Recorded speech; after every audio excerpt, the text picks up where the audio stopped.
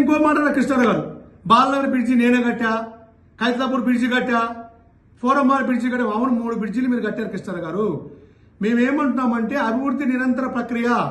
మీరు కూకుట్పల్లి నియోజకవర్గంలో 3 బ్రిడ్జిలు కట్టారు, పక్క నియోజకవర్గం సెల్లింగపల్లిలో 10 బ్రిడ్జిలు కట్టారు అరకపూడి గాంధీ గారు. కానీ ఆయన చెప్పట్లేదే మీ లెక్క, నేనే బ్రిడ్జిలు కట్టా, నేనే అభివృద్ధి చేశాను.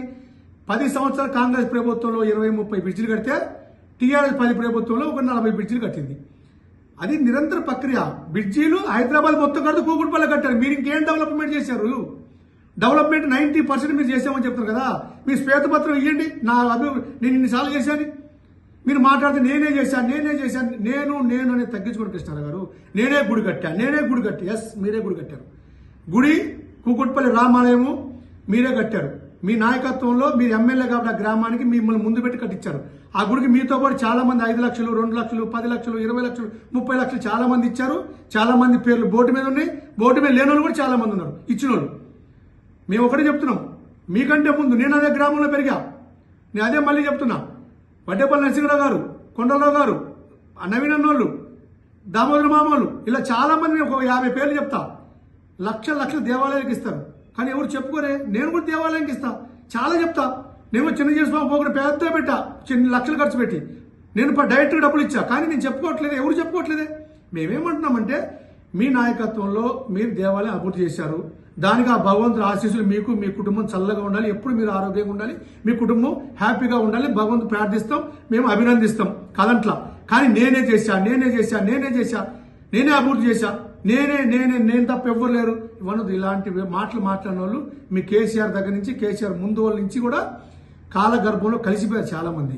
ఈ ఈగో, ఈ అహంభావం తగ్గించుకోండి. ఈ అహంభావం మీకు పనికిరాదు కృష్ణారావు గారు. మీ డెవలప్మెంట్ అంటున్నారు కదా, హౌసింగ్ బోర్డు తప్ప మీరు పార్కులు ఎక్కడ డెవలప్ చేశారు? ఎక్కడ పార్కులు డెవలప్ చేశారా? మీరు శ్వేతపత్రం ఇవ్వండి పార్కుల మీద కానీ, అభివృద్ధి మీద కానీ. ఈ బ్రిడ్జిలు 3 తప్ప మీరు ఏమైనా చేశారా? 2008లో నేను యూత్ ప్రెసిడెంట్గా ఉన్నప్పుడు, స్టేట్ జనరల్ సెక్రటరీ ఉన్నప్పుడు 2 సార్లు నేను కూకుట్పల్లిలో స్టేడియం కావాలి, మినీ స్టేడియం కావాలని ధర్నా చేశా, నిరాహార చేస్తే మీరే వచ్చి నాకు నిమ్మరసం ఇచ్చారు. ఆ ఫోటోలు ఉన్నాయి, ఆ పేపర్ క్లిప్స్ ఉన్నాయి. మీరు ఎమ్మెల్యే అయ్యారు. ఇప్పుడు మీ ముందు జయప్రకాష్ నారాయణ అయ్యాడు, మీరు 10 సంవత్సరాలు అయ్యారు. మీ ప్రభుత్వం ఉంది, మీరు ఎమ్మెల్యే ఉన్నారు. కానీ స్టేడియం తేగలిగారు కూకుట్పల్లికి? ఈ రోజు కూడా ఒక ప్రభుత్వ పాఠశాల తేగలరా? ఒక ప్రభుత్వ కాలేజీ తేగలిగారా? మొన్న మేము చేశాం. అంటే ఏమంటున్నామంటే హైదరాబాద్లో అభివృద్ధి నిరంతర ప్రక్రియ జరుగుతుంది. మీకు ఎమ్మెల్యేగా ఒక అవకాశం వచ్చింది, మీకు వచ్చింది కాబట్టి మీరు చేశారు. అంతేగాని నేను అని అహంభావంతో, అహంకారంతో ఆ దుర్భాషలు ఆటలు తగ్గించుకోండి. మీ ఇంటి పక్కన నల్ల చెరువు, మొన్న కూకుట్పల్లి చెరువుల అభివృద్ధిలో భాగంగా హైడ్రా కమిషనర్ గారి ఆధ్వర్యంలో అద్భుతమైన అభివృద్ధి చేశారు. దానికి ఎన్ని అడ్డంకులు పెట్టారు, ఎన్ని కాలంలో కర్రలు పెట్టారు, కట్టలు పెట్టారు, అయినా ఆగిందా?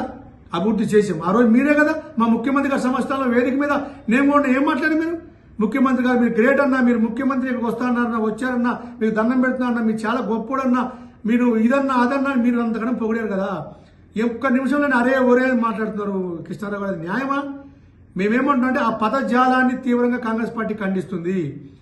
సమయం వచ్చినప్పుడు ప్రజలు బుద్ధి చెప్తారు, కర్రు కాల్చి వాత పెడతారు. ఆ సందర్భం వస్తుంది.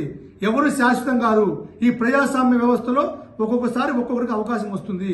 భగవంతుడు మీకు అనుగ్రహించాడు, మీకు అవకాశం వచ్చింది, రేపు ఇంకొకరికి అవకాశం వస్తుంది.